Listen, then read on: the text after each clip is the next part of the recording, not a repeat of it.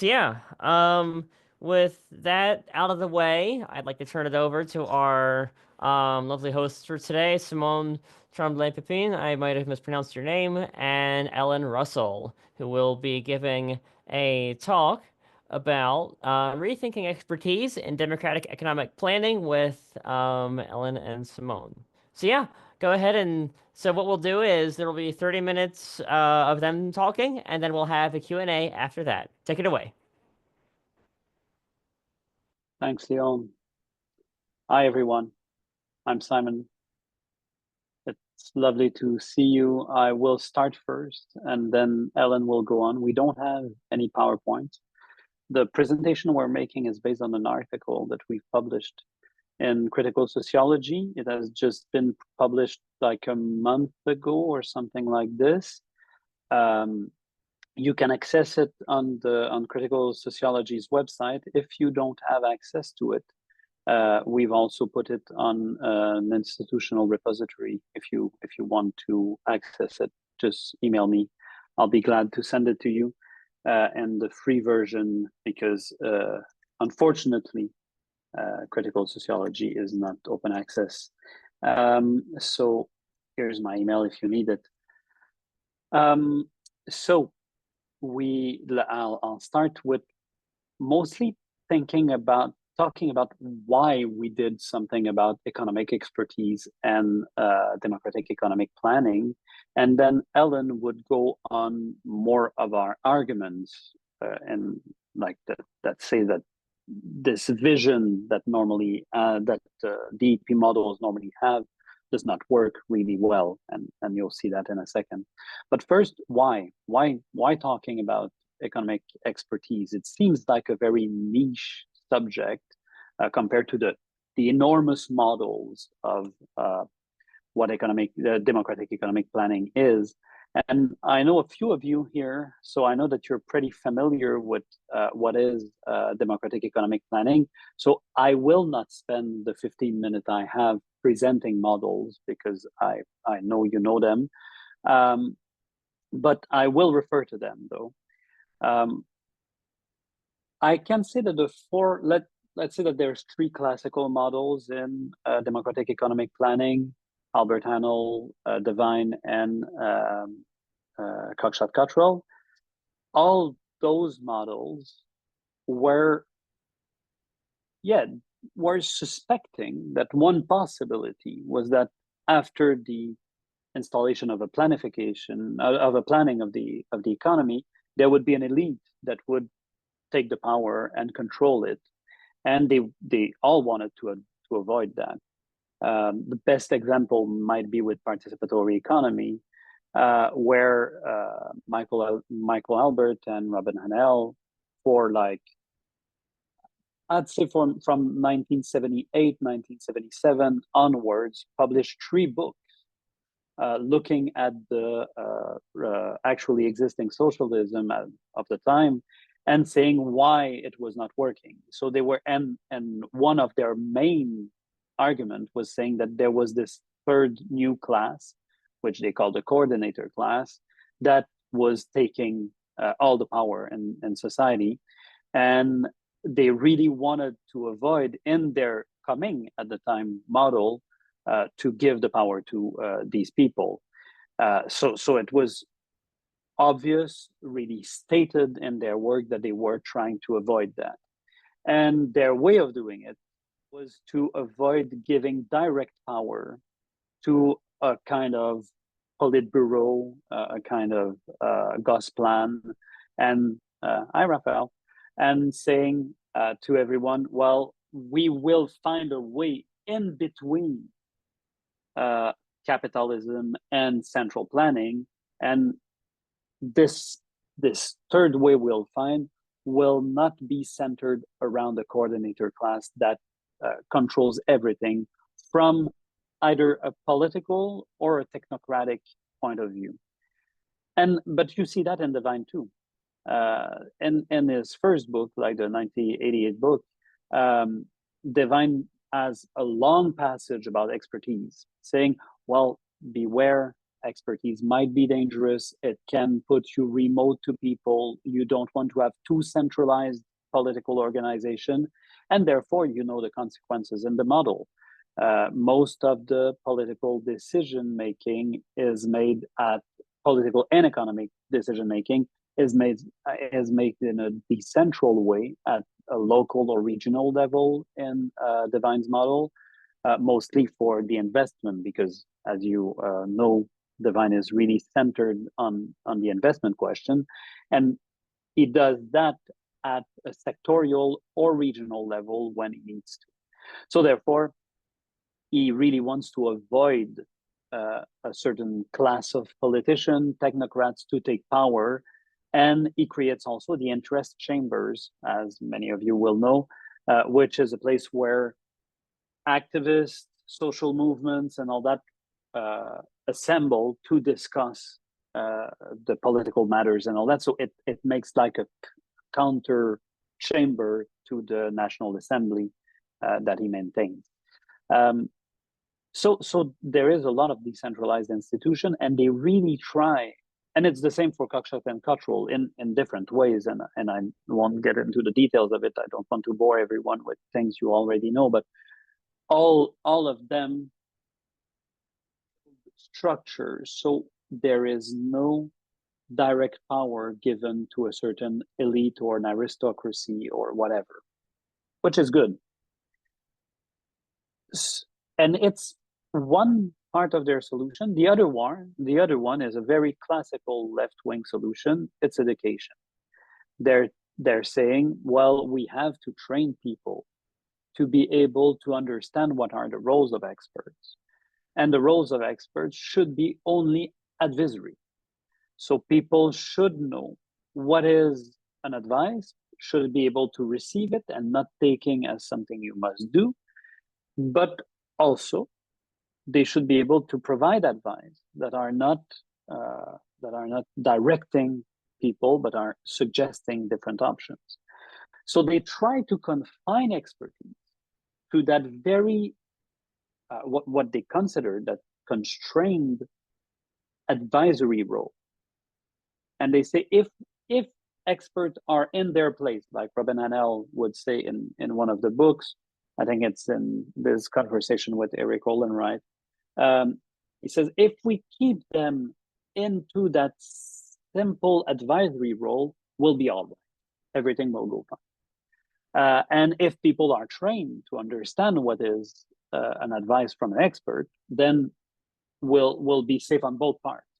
On one part, the expert will not hold direct power over society, but on the other side, the people receiving the advice will take it just as an advice and will take the political decisions themselves, speaking from their needs and speaking from their own will. I think Ellen and I do agree that this is necessary. Like it's a good idea not to give experts and technocrats the full power, right? And it's a good idea to have people trained to be able to understand what's the role of experts. But our problem is we think this is not enough.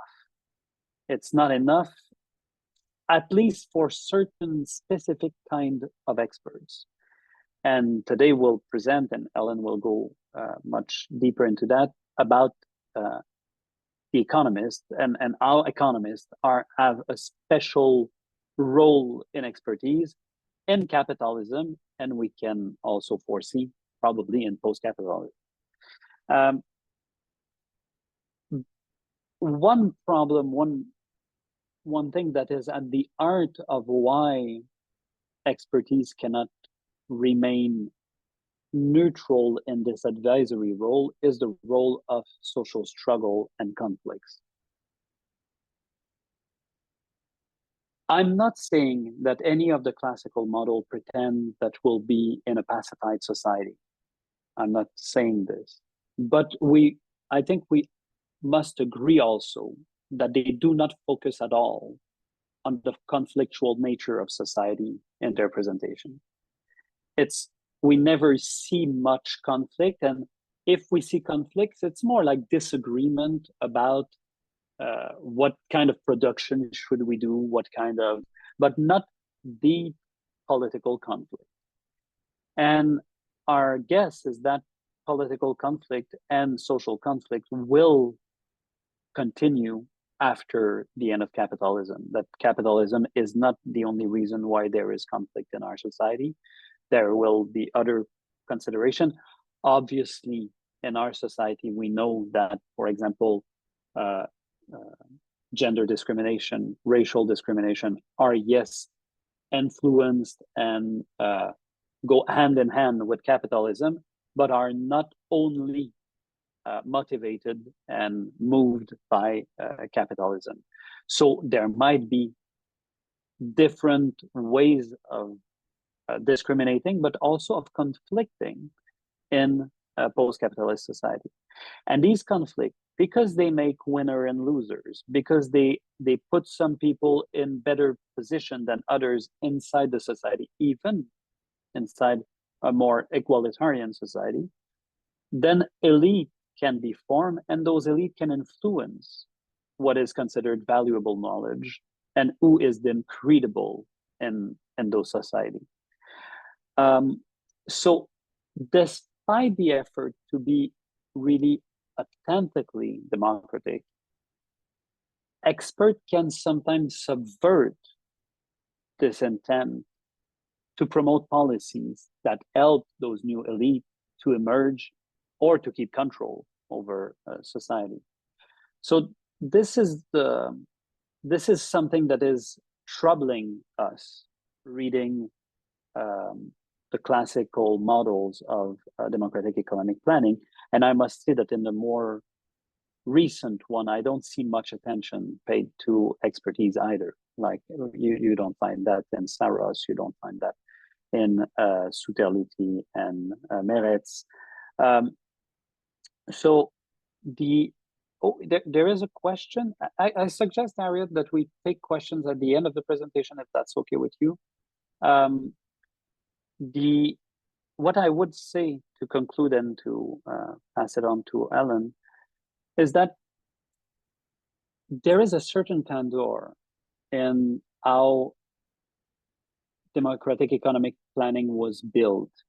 It's built in kind of a vacuum where social conflict, but also influence, power, and all those things seems to be a bit away, like if everyone was acting in good faith.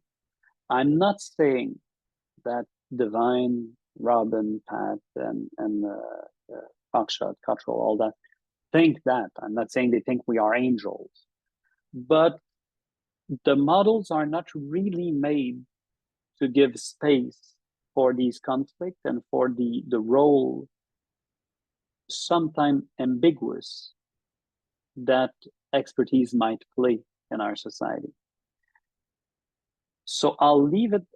Just one last note.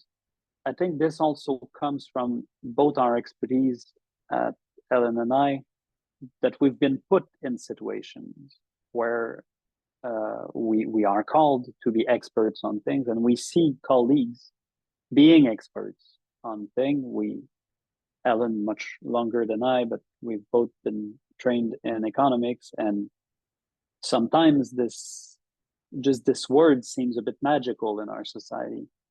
And we like, oh, an economist said that, and it must be the truth. And we're kind of afraid of seeing something similar happening in a post-capitalist society, and we don't see much protection against that in the models, the classical models of democratic economic planning. So with that, Ellen, if you want to take it off. Sure, thank you. Good to be with everybody today. It's nice to see you all up there. Okay, so as Simon was speaking about economists in particular, I mean, we presume that since this is an economic planning project, that, you know, economists will be specifically important throughout the democratic economic planning in ways that maybe an agricultural expert would be, you know, focused on particular areas, but not sort of the global analysis of DEP. And also, one of the reasons to pay attention to economists, in my view, is that they are especially well positioned for covert advocacy, by which I mean, as an economist, one can present an analysis that looks like quite technical. There's lots of math, you got the appropriate, whatever, bibliography and all that stuff that lends credibility, but it can embed within this seemingly neutral and unobjectionable presentation attributes of analysis that tend to favor one group over another. And not only is it pernicious because it can be so relatively easily done, but because it's so difficult to monitor. So that all of the models that are optimistic about institutional oversight, like we'll have a committee that's going to look at this analysis and see if there's a problem, or even just the subjective capacities to parse this analysis, it's a big job to do. And frankly, economists are better positioned to hide the objectionable attributes than we are positioned to play hide and seek to find them. Like the pirate will always be better able to find the treasure that they themselves buried than somebody else who didn't bury the treasure, right? So that's a few of the reasons for why we highlight economists. Okay, so I am also going to assume that we're talking about economists in a sort of post-capitalist disciplinary context. So economics as a discipline has somehow or another been purged of all of the elements that are like systemically confirming of capitalism. Okay, so I'm trying to make the case here that like it's not the low-hanging fruit we're going for here, like the stuff that's explicitly pro-capitalist. We are looking for other ways that these economic analysis can be skewed surreptitiously. Okay, so there are two main attributes that will help you understand the analysis we're making. And one is just like the sort of obvious point that no analysis can cover everything. Like every economic analysis that purports to tell us like what to do in terms of planning has to decide what it deems to be relevant to that analysis. Should we include climate change? Should we not? Should we like consider the gender implications? Should we not? Do we care? Like there are a number of things that frame the initial analysis, so we decide, yeah, wages are important. We want those in our model, or whatever it might be. So by exercising criteria about what's included, something is excluded. And all economic analysis, I'm talking here econometrics and modeling, which is primarily what we're thinking of as being likely to advise DEP. All of these exercises will have some criteria by which they govern what they pay attention to and what they do not. And the first order of business, if you want to be a covert advocate, is that somehow you include or exclude the things that you think, well, that you design to be leading towards certain kinds of conclusions. Okay? And secondly, once you've determined what's salient for an economic exercise, you have to figure out what to do with the stuff that you're including. How do you measure it, for example? Like, are we going to attribute currency values or labor time values or some point system? Or like you have to do something, because if you're going to have a quantitative analysis, you need some way to add and subtract and do those other things that you do with numbers. So that also adds another layer of discretion, that you accentuate the importance of something or you either exclude or diminish its importance. And all of those framing decisions are taken really before you do the first calculation. The calculations are, in my view, comparatively innocent compared to what you do to get into a position to make the calculations. And in doing this, then, it looks like a fairly neutral exercise. You go through the metrics or whatever it is that you did to get some sort of analysis. And the stuff that was actually the most politically objectionable virtually disappears unless you've got really good forensic abilities to understand, like, what were the consequences of some small tweak to some variable or some different way of measuring something or some way of accounting for a piece of data that, you know, is somehow missing or whatever. Like all of those problems that economists deal with all the time. Okay, so I want to give you an example that we gave in the article that might illustrate for you how this might be enacted to favor some groups over others. So I'm going to start in a capitalist context to start with, just to make this sort of obvious. So efficiency is a concept that economists use to determine whether they think certain economic arrangements are good or not good, right? And they define efficiency in certain ways. I would say pro-systemic ways, okay? But this is not news to anybody. So, okay, you've got a definition of efficiency, let's say at a firm level, that it's, you know, firm increases its efficiency if it generates more output per unit of input. Okay, that would be your micro 100 or whatever definition. And then, so well, great, we'll just count what the inputs are. What are the inputs? Like, do we, for a capitalist, what the inputs that matter are the ones they pay for, right? So wages are, you know, relevant, raw materials are relevant. Is the mental health of workers relevant? Not at all. Nobody needs to put a number on this because it's deemed to be completely outside of consideration.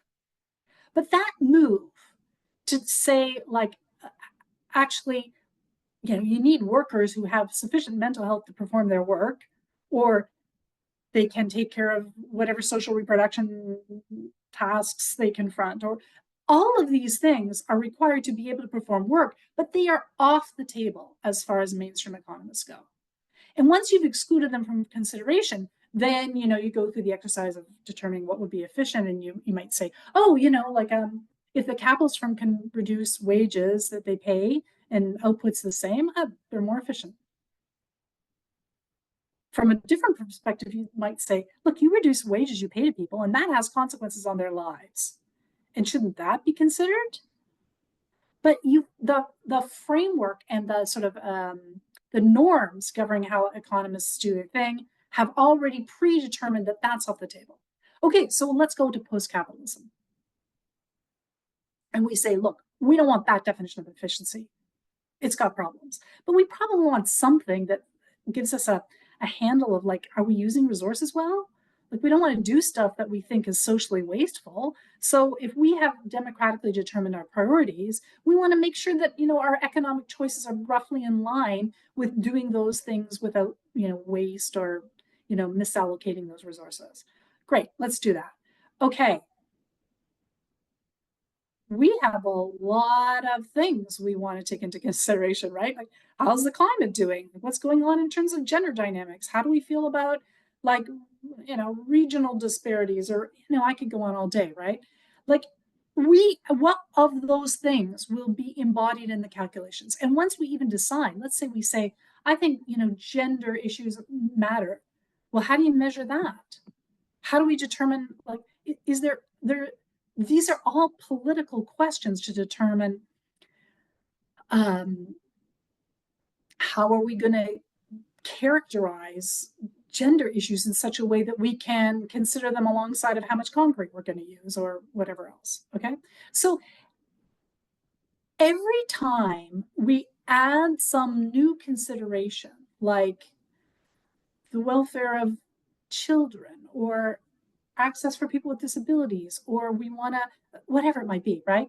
We add more things that are going to involve judgment calls about what should be included, how do we measure it, like what do we even understand as remediating that problem or actually potentially accelerating that problem. All of those are things that require debate.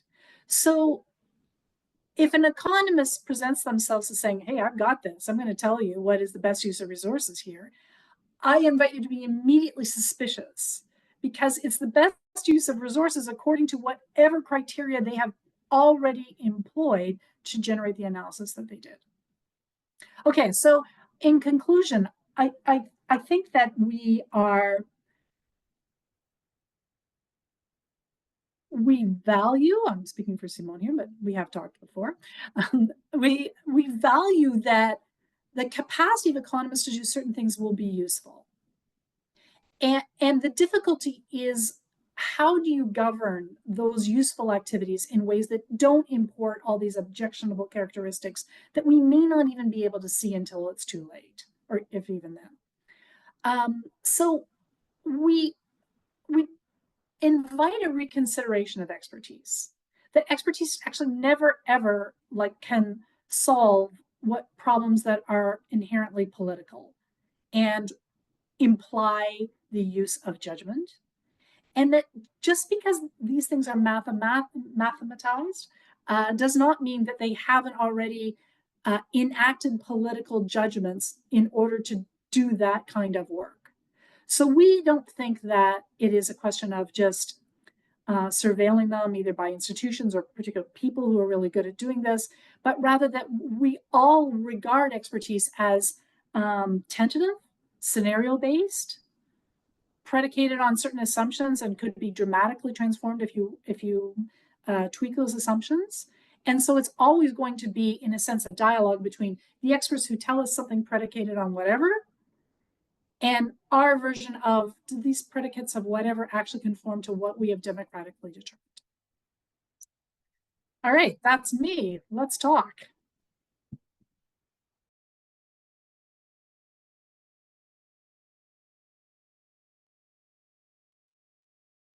Awesome. Thank you so much for that. So James, you could go ahead and end the recording, and then we